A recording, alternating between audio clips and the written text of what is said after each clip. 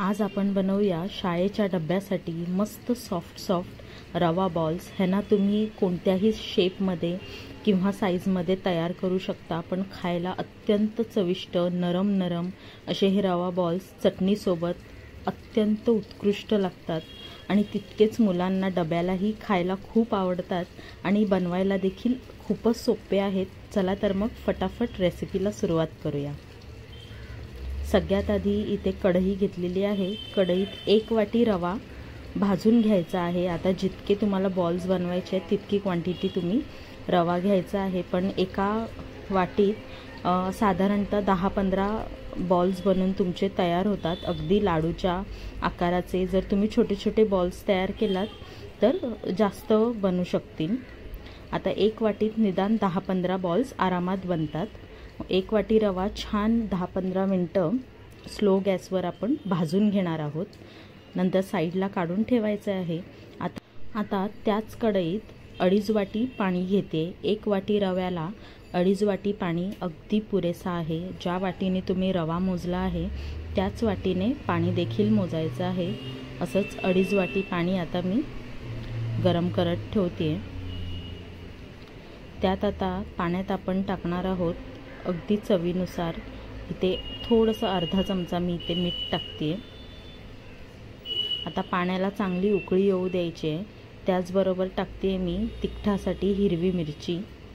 जर तुम्हाला अजून तिखट करायची असेल तर अजून हिरवी मिरची तुम्ही टाकू शकता, पण इथे मी एकच टाकते आणि थोडीशी कोथिंबीर। आता पाण्याला छान उकळी आणायची आहे, पाणी छान मिक्स करायचं आहे। आता हलकी हलकी पाण्याला उकळी यायला सुरुवात झालेली आहे, पाणी गरम व्हायला सुरुवात झाली आहे। त्यात आता मी टाकते अर्धी वाटी खोबरं अगदी ड्राय असेल, सुकं खोबरं, किंवा जर फ्रेश खोबरं तुमच्याकडे असेल काढलेलं नारळ तेही टाकू शकता। पाण्याला छान उकळी आली आहे। आता आपण भाजलेला रवा त्यात टाकायचा आहे आणि व्यवस्थित त्याला मिक्स करायचे आहे। रव्याच्या गुठळ्या पडता कामा नये, छान असं मिक्स करायचं आहे। आणि यासाठी 1 वाटी रव्याला 2.5 वाटी पाणी एकदम परफेक्ट कन्सिस्टन्सी आहे, अजिबात पातळ वगैरे होत नाही। बघू शकता छान रव्याने पाणी जे आहे ॲब्झॉर्ब करून घेतले। आता हे मिश्रण आपलं तयार झालेलं आहे। आता गॅस बंद करायची आहे आणि मिश्रण झाकून 10 ते 15 मिनटं साईडला ठेवून द्यायचं आहे। 10-15 मिनटानंतर आपलं रवा जे आहे छान आपलं शिजलेलं आहे। मस्त आपलं पाणी सगळं रव्याने शोषून घेतलं आहे आणि छान असं आपलं पीठ जे आहे तयार होतं।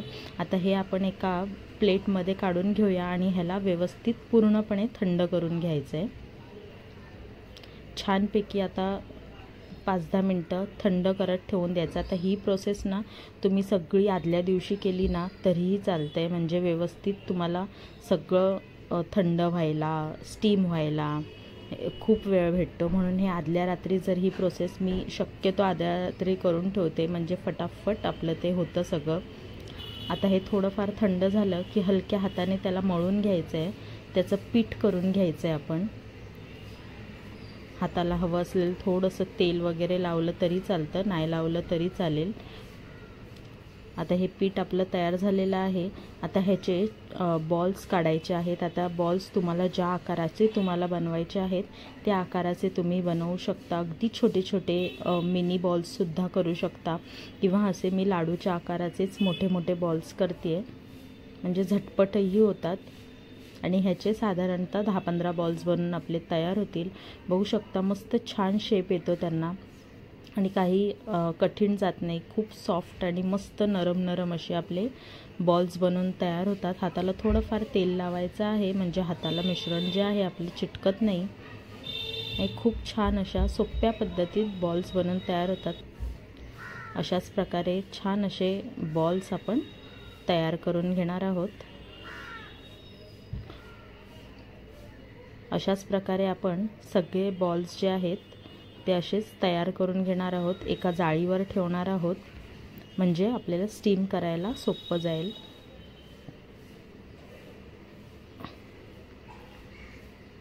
सगळे बॉल्स आता छान एका जाळीत राहिलेले आहेत। आता एका कढईत पाणी टाकायचं आहे आणि त्याच्यावर एक मी जाळी ठेवते। आता जेवढी जाळी आपली बुडेल तितकंच पाणी टाकायचं आहे। अजिबात जाळीच्या वर पाणी आलं नाही पाहिजे, फक्त जाळी त्यात बुडली पाहिजे इतकंच पाणी टाकायचं आहे. त्यात आपले बॉल्सची जाळी ठेवायची आहे आणि त्याला वाफत आता 10-15 मिनटं ठेवून द्यायचं आहे. तोवर आपण एक चटणी बनवूया. इथे अर्धी वाटी खोबरं घेतलेलं आहे, त्यात 2 लसणीच्या पाकळ्या टाकते.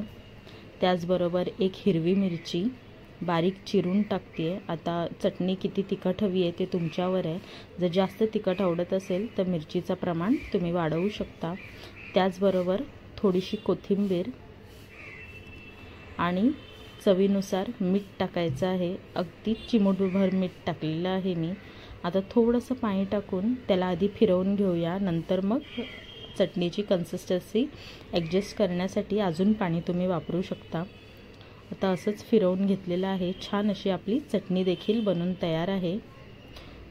बघू शकता मस्त असं दाटसर अशी चटणी बनलेली आहे. ह्यावर तुम्ही राईची वगैरे फोडणीसुद्धा देऊ शकता किंवा अशी प्लेन चटणीसुद्धा खाऊ शकता. खूप भारी अशी भन्नाट चटणी आपली बनवून तयार आहे.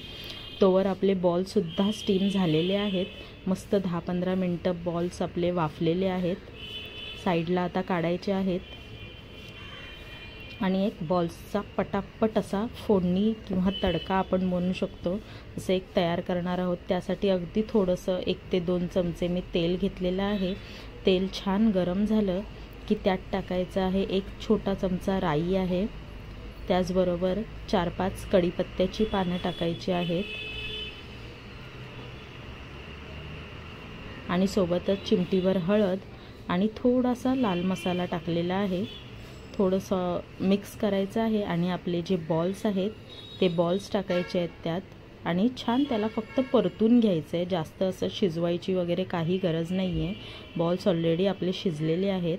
वरतून थोडेसे सफेद तीळ टाकते मी आणि कोथिंबीर टाकते. हाय फ्लेमवर 5 मिनटं आपण त्याला सॉटे केलं ना, अगदी मस्त नरम नरम आपले रव्याचे बॉल्स बनून तयार होतात आणि डब्याला तुम्ही देऊ शकता. झटपट अशी चटणी बनलेली आहे आपली आणि सॉफ्ट असे एकदम रव्याचे बॉल्स बनून तयार झालेले आहेत.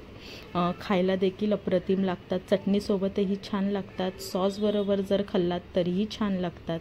बघू शकता अगदी नरम नरम मस्त बॉल्स बनलेले आहेत आणि खायला तितकेच चविष्टही झालेले आहेत. आणि आपण जर डब्याला देतो आहे तर डब्यात ते थंड झाले ना तरी असेच नरम राहणार आहेत. अजिबात कडक वगैरे होत नाही.